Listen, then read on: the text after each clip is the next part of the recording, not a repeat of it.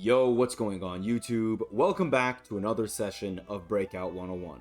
As always, I'm your professor, Dr. Jan Moses, and today's class is going to be covering two topics. The first one is going to be an update that 2K made to the Breakout boards over the weekend, and then the last is going to be budget players, ones that I've been using from some of our previous couple of promos in certain breakout games. I'm going to talk about which games you want to bring budget players in and which budget players you want to include in your lineup to help you win these games as easily and as quickly as possible. Let's start with this update. You can see it on the screen right here. They're putting these 90s edition deluxe packs on the breakout board. I just completed a breakout board earlier this morning and I did not see it on my board, so in case you were wondering, no, it is not guaranteed that you're going to see this pack on every breakout board, even if you go through that special warp in the middle of your board, because that is what I did, and I did not see that. I had a Power Surge Deluxe and a 3-point Royalty Deluxe.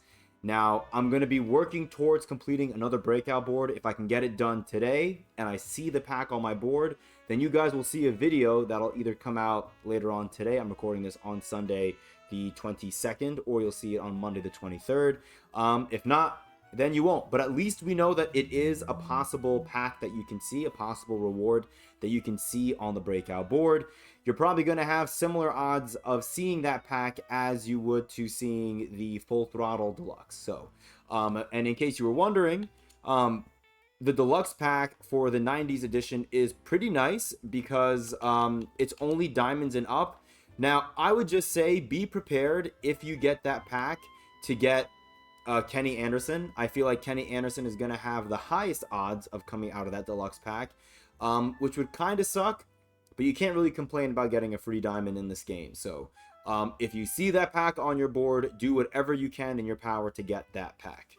Moving on, let's go to my lineups. I want to show you guys, if I go to lineup, I have actually made 3 budget lineups that I've been running in Breakout because, and I've talked about this on stream, and I believe I've mentioned this in a previous class of Breakout 101, but there are certain games that you can play on the Breakout board where the CPU will match whatever tier of cards that you bring into the game are. I don't know if I necessarily explained that to the best of my ability. I have an engineering degree, not an English degree, and it's clearly showing.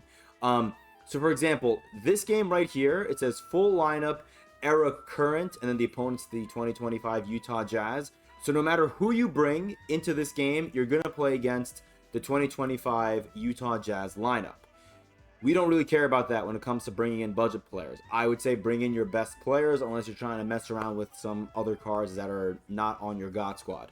The players or the games that you want to bring your budget lineup into are going to be games like this one. You can see it says clutch time, random, easy lineup. Even if you see random, medium lineup, or hard lineup, I don't really know exactly what that means. I believe all that really means, at least from what I've seen, is that maybe with random hard lineup, they'll bring in players that maybe 1 or 2 tiers above the tiers of cards that you're bringing in. But random easy lineup, usually the tiers of the players that they bring in are on par, if not worse, than the players that you bring in. So let me show you guys some players that I've been bringing in because, you know, this is very much my wheelhouse. Those of you guys that rocked with me in 2K24 and were with me in Season 3 when I was grinding out 500 games of clutch time offline to get Pink Diamond Hakeem Olajuwon, and I made 2.2 million MT, rest in peace to earning any valuable MT, or any MT I should say, of value after playing a game. You guys would know that I think mastered the right kind of lineups to bring into those games, because Clutch Time Offline's matchmaking last year was purely based on the tier or the gem of the card that you're bringing in. So I had really good lineups with Emerald and Sapphire players that I showed you guys, and we're going to do the same exact thing today in this class. Let's start with a budget Clutch Time lineup, because I feel like Clutch Time and Triple Threat are the game modes that most people see on their boards. I have Bimbo Coles. For those of you that come to stream or have been coming to stream over the last week or so, you guys have probably heard me rave nonstop about how good this Bimbo Coles card is, but he is a hidden gem, and I know that a lot of you guys, probably all of you guys watching this video, don't have this card and won't have this card until he comes out in whatever promo he's destined to come out in. But that's totally fine, because in the promo that we just got, the Ironclad promo, we got a number of Sapphire point guards who I think are really, really good and are very defensive and are going to make an impact for you at the point guard position. Yes, right here. So TR Dunn and especially Maurice Cheeks. I really like Maurice Cheeks for a couple of reasons. First of all, he has Dimer, and I do feel like Dimer does help me green more shots than when I don't have Dimer. And I say that because TR Dunn does not have Dimer. I brought him into 2 clutch time offline games, and I know that's not the biggest sample size, but I definitely greened less of the shots that I took off of a pass from TR Dunn compared to passes from Bimbo Coles or Maurice Cheeks, both of whom have gold Dimer. Maurice Cheeks also, as a Sapphire, has Hall of Fame glove, which is amazing. This is a card that you can get for maybe 1,000 MT. And if you grinded out the Ironclad agendas from the weekend, you might have been able to get him out of one of those 4 or 5 deluxe packs that we got just for grinding the game over the weekend. So Maurice Cheeks, really good option. And again, because he's Sapphire tier, against those easy, medium, and hard random lineups, you're really never going to see a tier higher than a Ruby going against you at the point guard position. Matisse Thybulle, another really good card, and another card that we got from the Ironclad promo. I really like his jumper. Like, that's the big thing. He hits a lot of threes for me, even though he only has a 79 three-pointer. And he's 6'5" at the point guard position. And he comes with 4 gold badges that are pretty nice gold badges to have, especially when you consider the fact that he's only an Emerald card.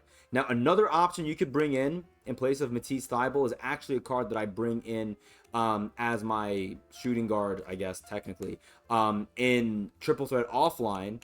And that is Grayson Allen, who we got from the 3-point royalty promo a little over a week and a half ago or so. And the main reason I love Grayson Allen, 93 three-pointer. So if you're struggling to hit shots, his jumper is relatively smooth, and with that 93 three-point rating, you're going to hit more three-pointers than you'll miss, especially if you're playing on rookie difficulty on the breakout boards like I am and like how I suggest all of you guys to do. He has gold set shot specialist, so whether you run plays for him or you just pass it to him in the corner and you pull up, even if there's a hand in his face, he'll be able to green more of them, even if it says light contest. So Grayson Allen, another really good option to run at the 2-guard position. Small forward, I really love Robert Covington. They made him 6'9" this year for whatever reason. And as a gold card, 83-pointer is really, really solid. And his badges are nothing crazy, but for a gold card, to have bronze Deadeye and then 2 silver defensive badges makes him a really, really good card to bring. And again, he's a gold card. So when you're going into these easy, medium, and hard lineups, you're going to get matched up with a gold player at the small forward position. Tom Chambers, funny enough, I got him as a hidden gem the day before Power Surge came out. So I got him early, technically. And this card's really good. He's also small forward eligible if you want to run him there. 66 three-pointer, but he greens more of them than he should. He's a really good rebounder, really good slasher, really fun card to use overall. And again, Emerald tier. So that really helps with the matchmaking. Marcus Camby, I just got him today. And I really like him. I was running Emerald Tyson Chandler for the last couple of days on my breakout board, and I think Marcus Camby may actually be a little better, especially once again when you factor in the fact that 2K is going to treat Marcus Camby when they're doing their when they're building up their CPU squad for matchmaking purposes in those full lineup games, clutch time offline games, and triple threat offline games. They're going to look at Marcus Camby and see, oh, it's a gold tier. We're going to give you a gold or an emerald center to go against you, and it just makes it so much easier to defend a team that has low tier cards. So those are some cards. I want to see if I'm missing anyone. Let's go and take a look at the budget lineup. Oh yeah, Olden Polynice, really, really solid card also from the Power Surge collection. One thing I really like about him is he gets a lot of rebounds, and he's relatively fast compared to a lot of the centers that we have access to that are budget tier. 60 speed is great. I actually wonder how much speed Marcus Camby has. Do I have him in this lineup? I don't. Let's do a live comparison and see. So Marcus Camby is actually faster. So you know what? Going forward in these full lineup games, I'll probably bring in Marcus Camby, because I'm not going to be dribbling with my center. Otherwise, 57 speed with ball definitely trumps 26 speed with ball. And And you can just see this is where the greatness of Marcus Camby in terms of like a budget tier option comes in. He has 6 gold badges as a gold center, including gold brick wall, which is amazing. The main thing I guess that I see that Olden Polynice has over him is he has gold post-up poet in case you want to run your offense at all through Polynice, which why would you? Through a Sapphire Center, don't do that. But I mean, Pain Prodigy, he does do a really good job of scoring for me down low if I get like an offensive rebound, and Gold Rebound Chaser is really nice on Olden Polynice as well, so that does make him a pretty good option. Is there anyone else that I want to mention to you guys? Let's see. I don't think I have any other gold cards. Emerald cards, I mean, Tyson Chandler, I talked about him briefly before. Really, really solid card to use. I do think Marcus Camby is better, but Tyson Chandler is a lot of fun to use. I really enjoy using Tyson Chandler both this year and last year. Derek Martin is also a really good card to use.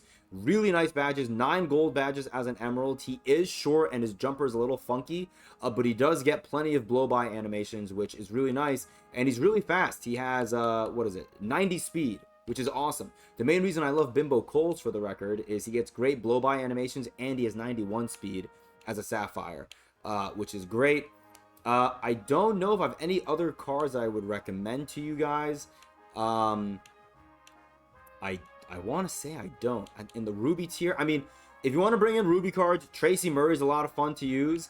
I just feel like, for me, budget tier, I would really like to keep my team at Sapphire and under when it comes to gems that I want to bring into the game. And again, I'm doing really, really well with these teams. It's nice because when you're playing against lower tier teams, I feel like they make less shots than the higher tier teams do. I mean, naturally, right? The majority of these low tier teams are going to have worse ratings. And if you look at the cards that we've gotten from like a budget perspective over the last couple of promos, yes, they're not budget cards in terms of being able to bring them into Showdown and being able to win. Unfortunately, I can't go to you guys in good faith and say, oh, well, you can bring Grayson Allen and Robert Covington into Showdown and you'll have a good time. Like, you're going to lose by 40 points. But in Breakout, these cards are actually incredibly valuable. So I just wanted to share that with you guys. Hope you guys found this information kind of helpful. Hopefully it'll help you guys fly through those Breakout boards even more quickly, because again, if you have a chance to go and get that 90s edition greatest era deluxe pack, maybe you get lucky and you get one of the cards that you really want. I mean, I'm gonna take a quick look in the background over here. I think we could probably see a lot of Kenny Andersons come out of that pack, but like, I would love to see Derek Coleman or that Ronnie Seekely card. As a Knicks fan, getting Spreewell would be awesome. So, and then Grant Hill shooting guard eligibility is awesome. So there are a number of cards where if you don't get Kenny Anderson, if you don't get a point guard, you may actually get a card that you really, really like. And even Kenny Anderson, like, yeah, he's 6'1", and that really does suck, but I feel like he could be a really fun card to use given that he has 94 speed. So yeah, that's the video. Hope you guys enjoyed. Hope you guys found this to be helpful. I appreciate you guys, and until next class, this is your Dr. Jan Moses signing out.